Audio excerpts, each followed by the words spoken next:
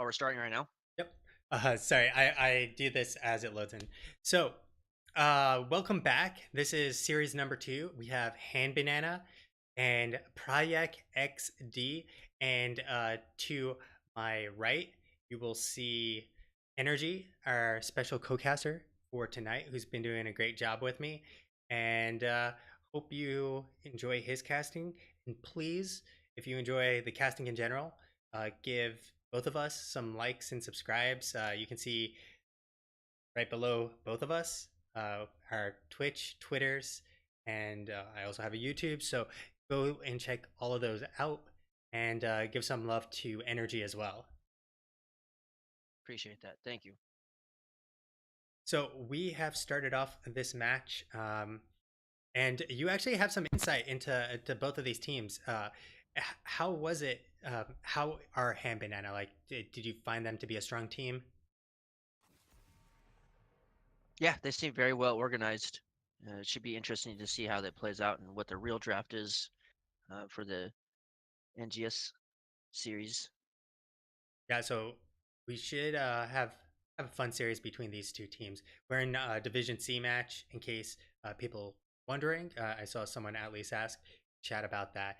So we're now going to be taking you over to the draft, and we have at least one map which I have yet to cast, and hopefully most people have yet to actually see. So first map of the evening, we just casted. We're gonna see Cursed Hollow, and the first ban of the game will be the Mayev, followed up by the traditional Phoenix ban. Okay, so Hand Banana's about to pick draft right now. They insta They go lock for the in the. Malfurion. Yeah, that's there was literally no thoughts given him out. They're like, Malf, yeah, that's it. Like it took them longer to probably hit the lock in button than it did for them to actually choose Malfurion.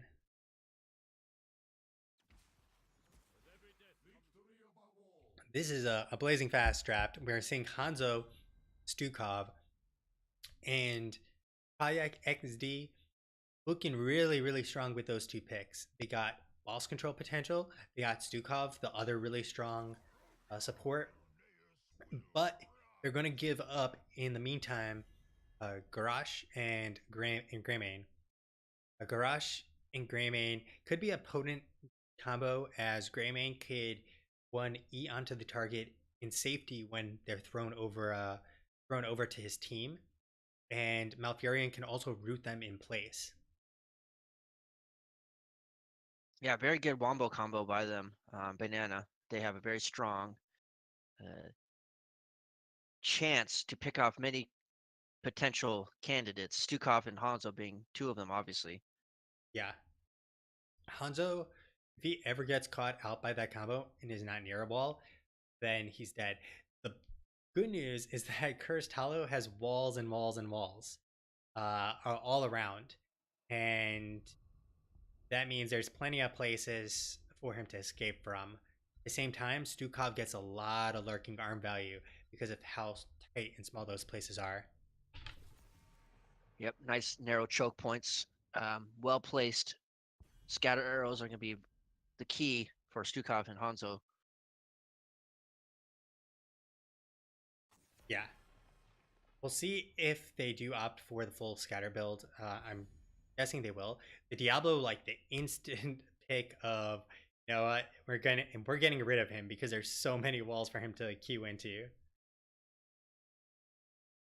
Yeah, very good ban on the Diablo. Definitely would round out Proyect's team.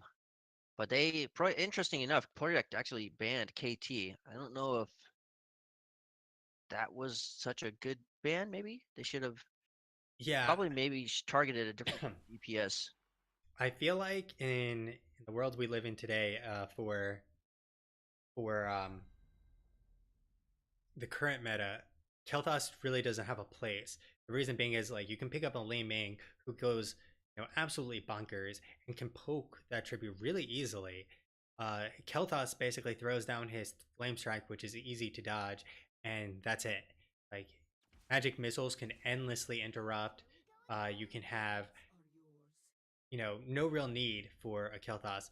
In the meantime, we saw the Johanna Jaina picked up. So one mage was chosen, and then we saw an immediately a counter mage chosen of Chromie and the Sonya. Um, what do you think of Hand Banana's draft at this point? It just makes sense. You got a lot of combo picking potential with the first three picks, Malf, Garrosh, and Greymane to follow up, and then Chromie. Chromie's going to be in the back line, safe, um, just safely just whittling down people. Whereas Greymane, when he sees opportunity, he's going to leap in, and if anything just goes wrong, Garrosh and Sonya is going to follow up on whatever needs to happen. But yeah, like Proyect's team, they honestly are looking just to kind of clump up people as much as they can and get Jaina and Hanzo value out of it with the silence. Yeah, I feel like on paper, both of these teams kind of have some, counterplay to each other. But right now, Hand Banana's team comp is super scary. Like the Hand Banana is basically like we're dropping bombs from far away with the Chromie.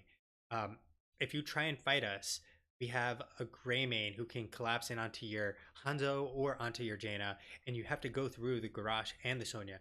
Garrosh who will often pick up into the fray, be able to throw the Greymane to safety if needed. But the final pickup here is kind of spicy on the side of Project XD as they pick up Genji. So how do you feel now that you see the Genji alongside of the rest of the Project XD's team? Yeah, Genji makes sense. He's obviously going to be looking at Chromie and Malfurion when he can. But I mean, just if the Chromies can be slippery, and can be very baity, if that makes sense. She could bait a lot of stuff. So traditionally, Genjis have to be very wary of when to go in and when not to go in. It doesn't look like they have too much poke outside of Hanzo, so actually he's gonna have to make some really good decisions on when he can pick off the back line. Yeah, because if he goes in when both Sonya and Garage are kind of like standing there, this the Crummy, or they have yet to like fully commit to fighting, then they'll just turn on that Genji with the taunt. And if Sonya picks up leap, which I'm not usually an advocate of, the leap here with the taunt could be, an instantly dead Genji. He has nowhere to run. He has no deflect to use, and with his low HP pool, it just lights out for him. At the same time, the leap can leap onto the Jaina if she doesn't have block. And the same thing, you can lock down the target long enough for Garage to get over to them to potentially flip them back. So like that Hanzo who can jump over walls, leap onto the Hanzo, then Q and flip him over, and or flip him and Q him over, and then taunt him, and he's not leaping over any walls either. Yeah. Proyect, I can understand what they're trying to do here, as far as and picking Genji. They just want to keep people low in the back, and when they see that opportunity, they're just probably going to fully commit on all their abilities just to kind of pick off anybody as soon as they can. Because once Genji gets that Swift Strike kill, he can reset and get out safely. So they're going to have to try to play around Johanna as best as they can. Yeah, they definitely are. Um, the the Johanna will be really big and beefy, but they don't have a second front liner, which is kind of the scary part for CJ Sanro, as he is really the only support at this point, or sorry, the only tank. And so trying to control the Greymane, the Sonya, and the Garage seems like it's going to be a mountain that she has to overcome. I think we're going to have to pause it because I think Ray never actually loaded into the game. Yeah, we're going to have to pause as Ray is not in the game at the moment. So we got to wait a while for Ray to get back in. But nonetheless, I think it's going to come down to really how much value Genji gets. If Genji gets no value, then it's going to be Hand Banana's game. Because if Genji's not getting the kills onto the Chromie, onto the Malfurion, and escaping, so winning a 5v4 or getting the winning trade, then Project XD is going to go down for the count against Hand Banana. I guess they'll be, I don't know, smashed banana. Yeah, I get it. Yeah, Genji. I mean, that's what they're gonna have to rely on exceptional poking from the Jaina and Hanzo. Hanzo makes sense here. I mean, he could burst down the bosses or any kind of camp that he needs at that moment. But Genji, he doesn't have the best wave clear, and he just needs to just pick off people. He needs to provide that securing of the kills. Um, we'll see how this Genji plays into their team comp and see if he can uh, pull out the necessary work that is needed. Yeah, they got the Shimada brothers. Like normally you don't see Shimada brothers on the same team, so this will be interesting. Earlier today, I actually saw someone talking about or asking someone, aren't like the Shimada brothers actually a bad comp? Like having both of them on the same team a bad comp? And there is a certain degree of truth there because Genji has no wave clear. Hanzo has equally bad wave clear if he doesn't pick up level 4 Stormbow. The scatter arrow to me doesn't melt the wave nearly to the same degree as the Stormbow on 4 does. But obviously on a map like this, you're probably going full scatter build. Yep, he's gonna need to build those stacks to be able to provide the quest completion if he does go that route. Yeah. And I think that's why they opted to choose Johanna. And I mean, she's gonna clump everybody up. He's gonna fire the scatter arrow and see how many get targets they can get with it, and just try to whittle people down enough for Genji.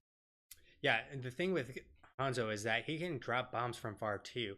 When you look at, I don't know if they had enough time to pick up any talent yet. No, we're not going to see, fortunately, what was picked up there. But Hanzo could pick up the Stormbow, and unfortunately for them, he's probably picking up the 150% damage to minions, mercs, and and bosses. The downside is that means his immediate wave clear in lane is going to be worse. His boss control is going to be infinitely higher. Uh, and if he doesn't pick up the level 1 scatter arrow, you will have the situation of less boss racing. But he will have the additional benefit of Stormbow provides far range poke that is nearly equivalent to a Chromie once he gets a 30% extra range. Yeah, Banana's composition. They have really good, what is it, presence, team presence, and outside of, I mean, the Garrosh is just a menace.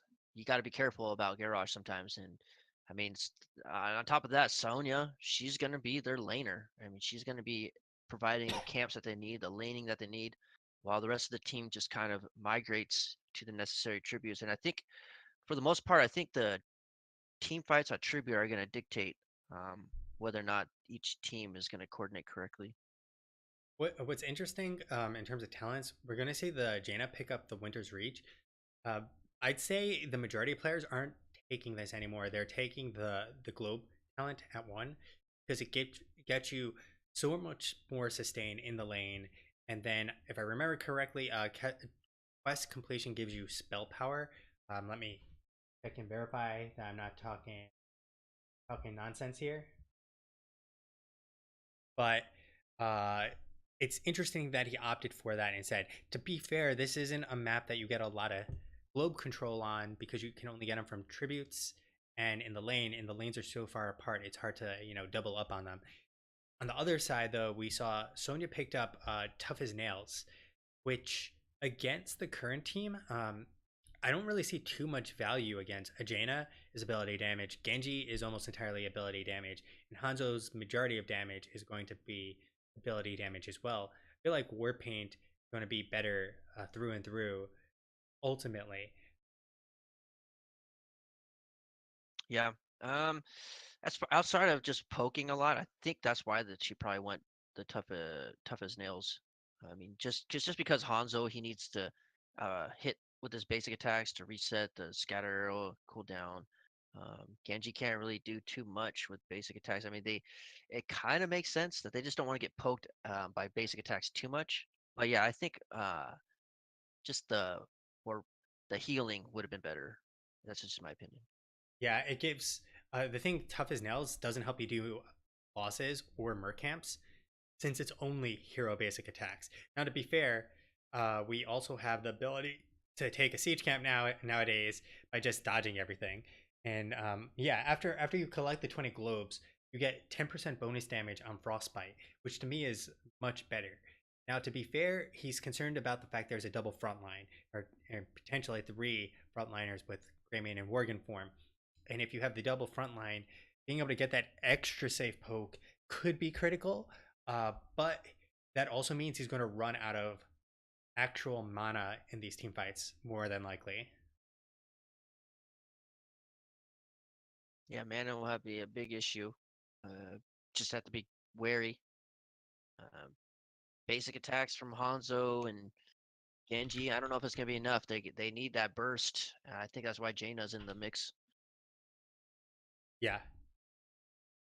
So that's also why if they don't have that Fingers of Frost, they lose out the burst damage in comparison, which is very critical against a Malfurion who is not very good against the burst damage. So if they trade out the Winter's Reach for Fingers of Frost, that's potentially 10% more damage being dealt, helping to secure kills for a Genji, which is kind of like he's a mini Li Ming in that his resets are based on one ability. I'm kind of curious. Does Chromie counter the Jaina well?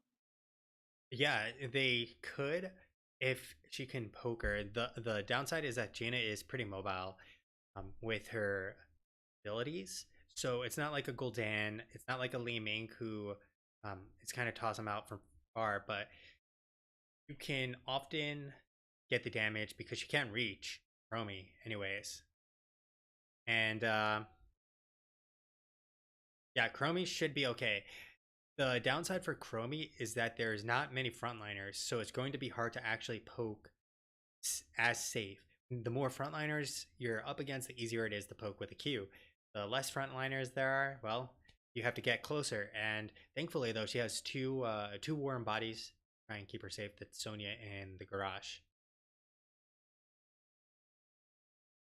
I think Chromie is gonna be looking at maybe just the Johanna for the majority of the time because they already know that Johanna's gonna be up in front and center. So Johanna, yeah, she's gonna have to hold her D's appropriately. Uh, I've seen a lot of Johannas not use their D's quote unquote correctly, and what I mean by that is they'll walk up, let Arash just like throw him over, and then they'll pop the D. It's like you need to pop the D before he's able to actually throwing you, because then you're in a better position. Otherwise, they can still body block you, wait for the Iron Skin to drop. Yep. And if she does get thrown over, or anybody on the team gets thrown over, you have the Stukov who has an excellent silence. I'm pretty sure he's gonna go looking arm build and just kind of negate any kind of follow up. Yeah, exactly. Fortunately, we still don't know since we're still waiting for this. This might be getting into the territory. I'm going to check. Uh, this is getting into disqualification territory, actually. So Mhm. I need to check what it is. Disconnect time is indeed 10 minutes. Not sure if we're at 10 minutes, but we're pretty close to 10 minutes. We're at least 6 minutes in, if not a little bit more than that. Because if I wish I can see the timestamps on there.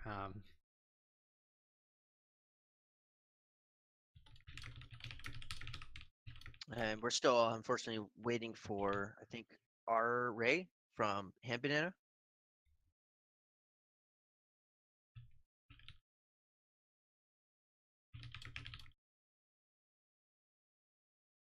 So we'll see if we can get a word on that. You can. Oh yeah, that's right. In disconnects, we could have them play with a bot. Let's see. Oh, a bot. Very interesting. Right. So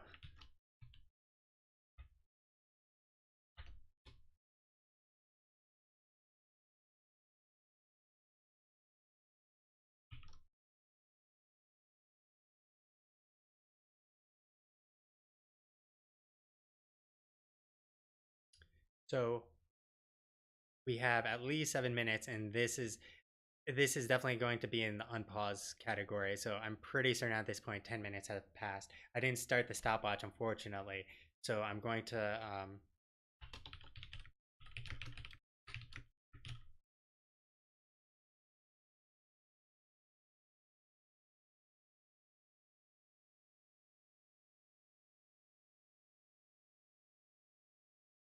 okay, they're going with the bot. Okay. So Hand I never Banana known that is was a thing. that's going to be pretty brutal for him without Ray. I'm not expecting Ray to actually get back into this game because if you can't actually connect to a game at a speed that like a normal computer would go in, you're not connecting into a game that's been paused and now is actually running. Okay. So Yeah, they lose their crucial frontliner uh, in the form of Garrosh. Ray has actually made it back just after the pause. So I get Oh, so I should have been a little bit more on ball with like the DQ potential or the bot call, but it worked out for everyone involved to have a real game instead. So one thing that I mentioned is that their wave clear is kind of mediocre-ish with the Hanzo and Genji, but they put the Jaina down bot, who's going up against the Grey Main, which seems pretty scary if I'm the Jaina player. If Draco can outplay the Jaina, he's going to just get himself some free kills there. We got the Genji sitting in the bush waiting for that rotation. I don't know if Grey Main realizes what's going on. yeah, real quick on the side of Proyect, we do have CG Apocalypse on the Hanzo. We have Goodanan on Jaina. On the Genji is played by Aviato. And then on Stukov, we have Adian and Johanna being played by Sanroy, I believe. Ooh, and we just missed that in the And meantime. Stukov goes down. Yeah, Steve Cobb going down. Bad news. Thankfully, they still have the Johanna there to keep soaking. Since I failed to introduce our hand banana team, we have the Fop on that Sonya. We have on Chromie Sammy C. We have Ray, the famous almost bot as the Karash. And there's the throw. There's the Q combo. They're looking for the kill on Hanzo. He does get the leap over. And we have Mashra on the Malfurion. And finally, as I mentioned before, Draco on that Greymane. Genji in no Yep. man's Genji, land. interesting enough, is just roaming around. Yeah, he's still there. He's kind of playing Ring Around the Rosie. He's asking to die. My God, this guy is Juke Master. He's literally not scared at all by 3 members. He's kind of just calm and collected there.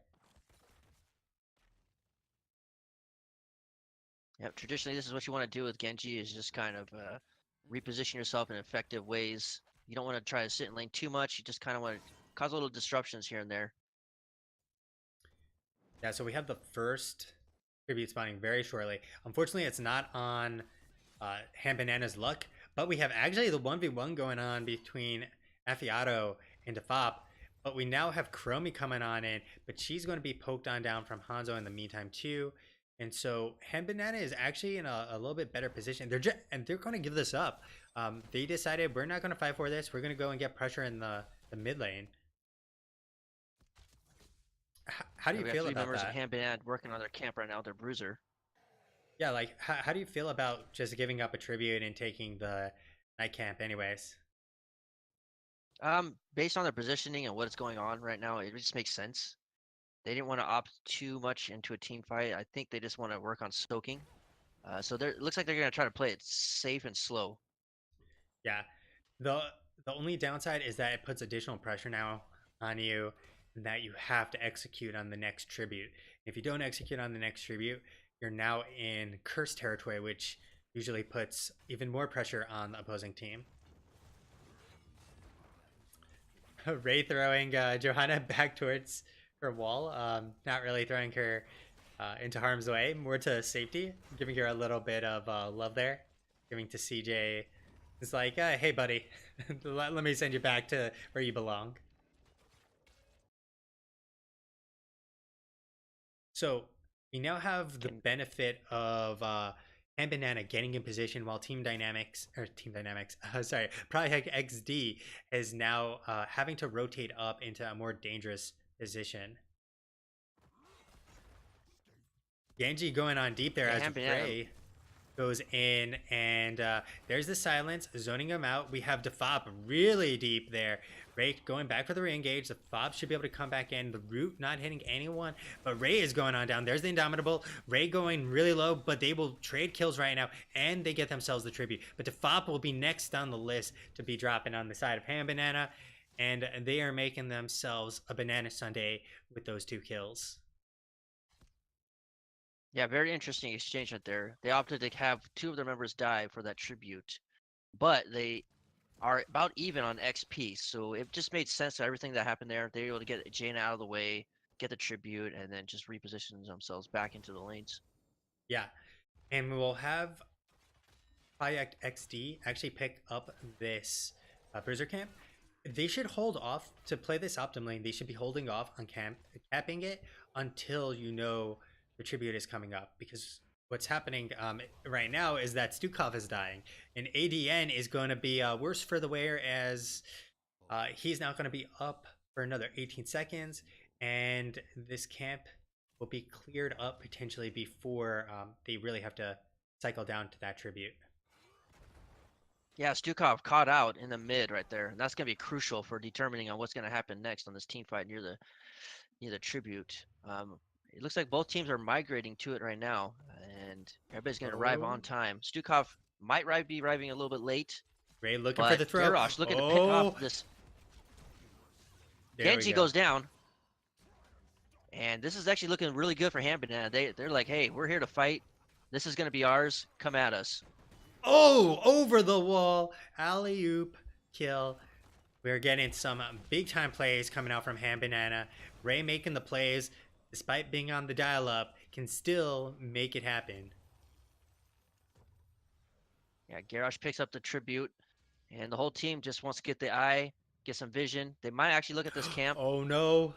and they looks like they are. After they get the pick on Johanna, Ooh. and she gets out free. So Ray made a critical mistake there with the throw once again. I thought it was just an accident, but now the first time is an accident. Second time, I'm kind of concerned that Ray doesn't know where to throw people sometimes because Ray could have bodied Johanna that entire time. Instead, Ray says like, "Hey, Johanna, let me send you back to the right place again. You're crazy. Let me send you to your fort mid." Yeah, she got out pretty safely there. And while all of them committed almost to that camp, you had Hanzo on top, just pushing this top lane. Yeah, they are both 10 now. Top is almost down. This is okay still for both teams. Like no team is really in a better position than the other. They have a little more structure damage done across the board. I feel like on the side of Project Ooh, a fight XD. starting to happen near the boss. Oh, the Ring of Frost came on out. There's the Oh, X strike. very weird. Ooh. Ray getting low. There's the stun. Draco, but he will be taking out Genji there. It is a trade for 1-for-1 right now. Ray capturing himself Johanna, but that's not who you want to capture. It doesn't matter because they will get themselves a Johanna kill. Yeah, Dragon Arrow just missing. Yeah, that fight was interesting because they decided to not have Hanzo rotate down, and Hanzo not rotating down cost them that fight, but it also allowed them to get this. And they're actually going to start off the boss now and take control of the boss, like they should, as they have Yeah. a Hanzo. Unfortunately, they didn't go. Okay, I'm go- I've never seen anyone seriously pick up this talent. Ignore all distractions. This is a talent that you should never ever pick up. It's terribly bad. On Hanzo, on Cursed Hollow, it makes literally no sense on any in any map to ever pick it up, but never pick it up on Cursed Hollow. They don't have a scatter arrow build, so this is a very awkward Hanzo build coming on out. Yep, letting Han Banana channel, and this is going to be a poking battle and seeing if they can pick off Oh, somebody. there's the Genji Ring of thrown taunted Frost. with the Ring Frost counter. Dragon Arrow connects. There is the follow up. They are now chasing down Mosher. Sammy trying to interrupt, does manage it. The Ring of Frost was rather nice. We'll have the Crummy going down here. We have the boss at about 50% health, and well, this is going to start doing some work. Look at this wave here at the same time. Have they switched out bosses? They have mid pushing, and Ham Banana is going to be in the losing trade here. They have one wall down. They're starting to work on the tower. I don't think that'll go down in time.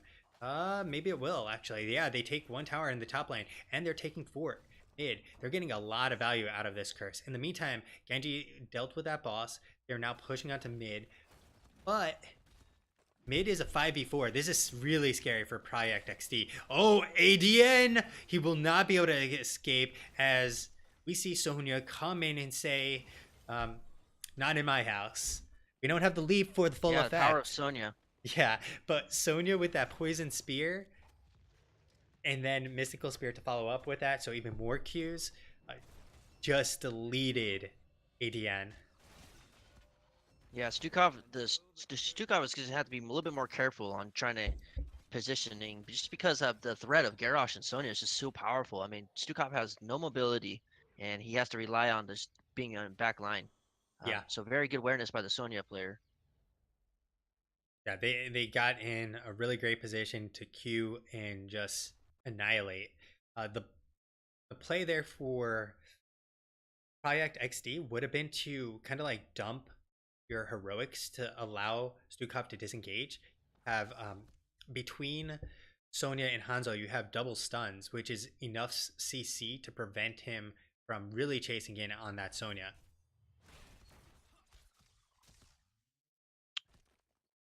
So yeah, Project, they got to experience a level lead right now, and they're continuously pushing. But Han Banana, if they can secure this tribute about to spawn here, So one thing I could want to swing things in their favor. Yeah, this could definitely swing it back for Ham Banana easily. I mean, the game has no keeps down at this point. One thing though that they have definitely against them right now is that they're trying to trade a fort for a keep wall. Like this is always a losing trade. Like don't do this. This is bad for your team's health and bad for your winning games. As you can see, they already took down a front wall.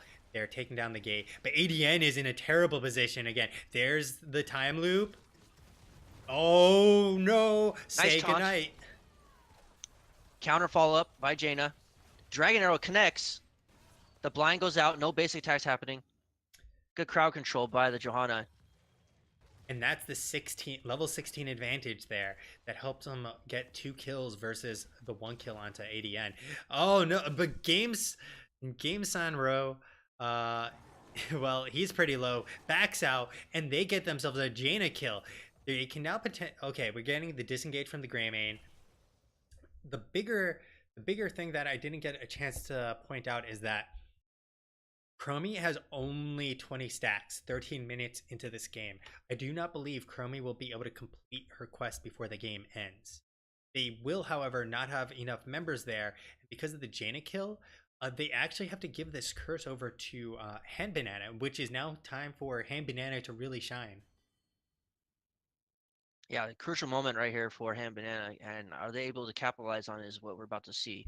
All camps, nothing's about to spawn, so it's gonna be a clear push in the chosen lane. And it looks like they might be going mid for it. Oh, they're looking for the gank. ADN, say it ain't so. Stukov, good night, good sir. Sniped by the Chromie. Yeah. That's the worst feeling in the world when you know you will die and there's literally nothing you can do because, well, you've basically given the enemy team the opportunity to do as they please.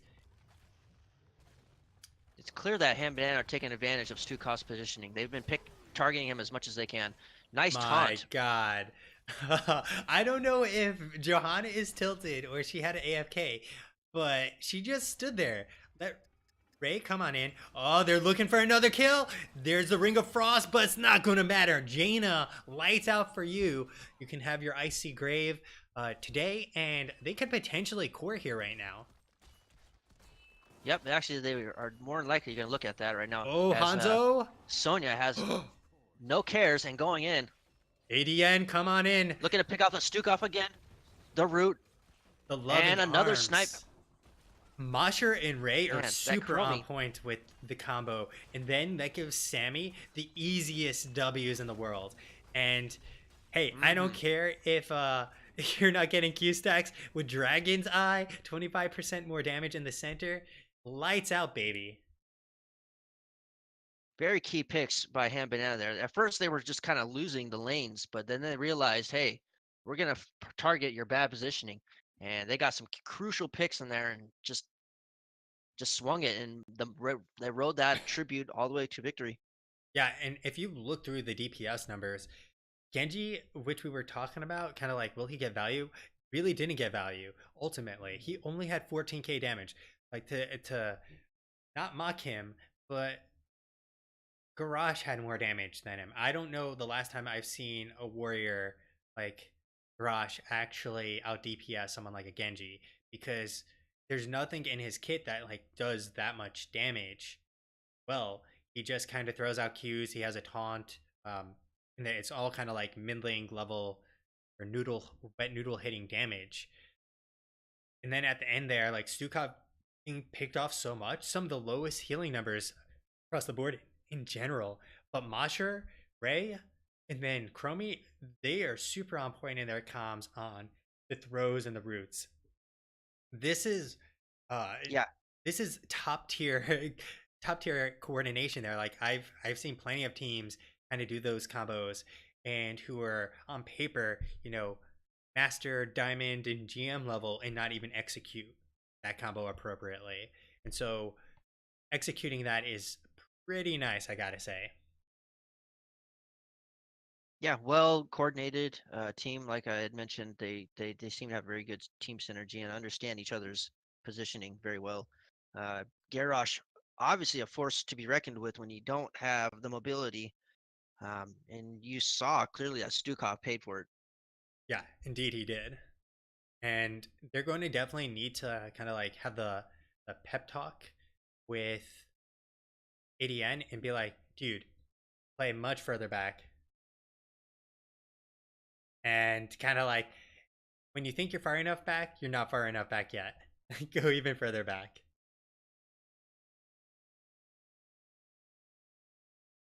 Yeah, it was a very interesting fight. I thought that Proyect had a very good start. They played the tributes right. They pushed pretty effectively, but questionable things happened there. I mean, like you had mentioned, the Hanzo not going for the scatter arrow, and just the awkward positioning of the Stukov getting picked, just kind of hurt them overall and ended up crumbling the team. Yeah, definitely indeed. So we'll be back and ready for the next match very shortly. So grab yourselves a drink, hit the restroom. But the next game should just be as exciting as the last one. We saw lots of kills back and forth. And yeah, it should hopefully be just as exciting, this one.